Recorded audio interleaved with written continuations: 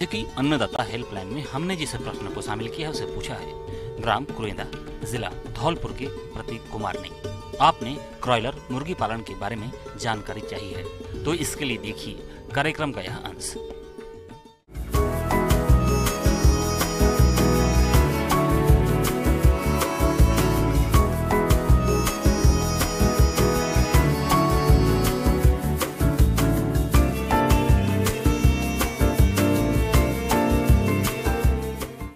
आज मैं आपको बताऊंगा कि कैसे एकीकृत कृषि में हम, जैसे मैंने अभी बताया आपको, मुर्गी पालन, बकरी पालन या भैंस पालन को हम इसमें एक इकाई के रूप में उसको ले सकते हैं। इसी तरह से अगर हम घर के पिछवाड़े मुर्गी पालन, जिसको हम बैकयार्ड पोल्ट्री के नाम से जानते हैं, उसके लिए एक बहुत मशहूर नस्ल है जिसका नाम है क्रॉयलर। क्रॉयलर मुर्गे देखने में बिल्कुल देसी मुर्गों की तरह होते हैं। क्रॉयलर के नर मुर्गे 35 से 40 दिन में तैयार हो जाते हैं और देसी मुर्गे 80 से 90 दिन में मांस उत्पादन के लिए तैयार होते हैं। जहां तक अंडा उत्पादन की बात है तो देसी मुर्गी की तरह ही क्रॉयलर लगभग 5 माह बाद से अंडा उत्पादन करती हैं और इनका अंडा उत्पादन लगभग 220 तक है। क्रॉयलर अंडा का आकार देसी मुर्गी के अंडे के तुलना में बड़ा होता है।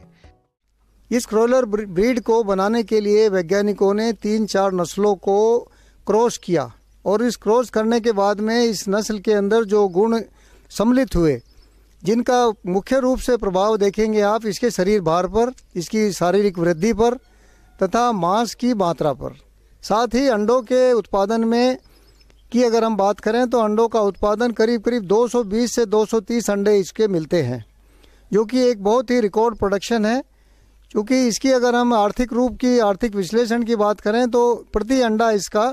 गर्मी के दिनों में 10 रुपये और सर्दी में 30 से 35 रुपये तक का अंडा इसका बिकता है। तो 220 से 30 अंडे अगर एक मुर्गी देती है तो ये एक बहुत ही महत्वपूर्ण रिकॉर्ड माना जाएगा, क्योंकि जो हमारे अंडा उत्पादन की जो सबसे अच्छी नस्ल है जिसका नाम है व्हाइट लेगहॉर्न, उसका एक अगर हम रिकॉर्ड उत्पादन की बात करें तो 300 या 302 अंडे या 300 तक जो अंडे हम मानते हैं, उसकी तुलना में अगर ये 220 अंडे देती है